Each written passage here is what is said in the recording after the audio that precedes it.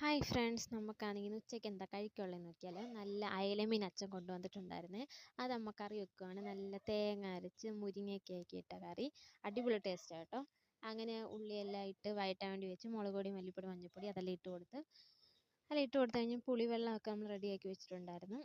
പിന്നെ തേങ്ങ നല്ല പേസ്റ്റായിട്ട് അരച്ചെടുത്തിട്ടുണ്ടായിരുന്നേ.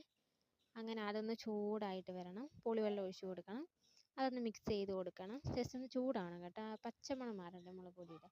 അതെല്ലാം മാറിക്കഴിഞ്ഞ് നമ്മൾ തേങ്ങ നല്ല പേസ്റ്റായിട്ട് തേങ്ങയെല്ലാം ഇട്ട് കൊടുത്ത് കഴിഞ്ഞ ശേഷം അതും ഒന്ന് ചൂടായി വരുമ്പോൾ നമ്മൾ മീനിട്ട് കൊടുക്കണം. നല്ല അയലമീനായിരുന്നു കേട്ടോ, നല്ല ടേസ്റ്റ് ഉണ്ടായിരുന്നു. അങ്ങനെ പിന്നെ മീനെല്ലാം ഇട്ട് കൊടുത്തതിന് ശേഷം അങ്ങനെ നല്ലോണം തിളച്ച് വന്നിട്ടുണ്ട്. ഇനി നമുക്ക് മുരിങ്ങയ്ക്ക ഇട്ട് കൊടുക്കാവേ.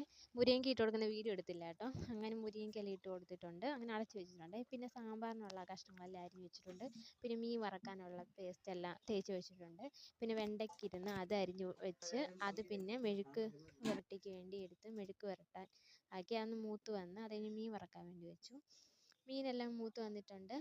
അതിന് സാമ്പാർ റെഡി ആയിട്ടുണ്ട്. ഇപ്പോൾ ചോറ് നോക്കിയാൽ ചോറ്, നല്ല സാമ്പാർ, മീൻകറി, മീൻ വറുത്തത്, അച്ചാർ, ബീറ്റ്റൂട്ട് തോരനുണ്ടായിരുന്നു, പിന്നെ വെണ്ടയ്ക്ക മെഴുക്ക് പുരട്ടി.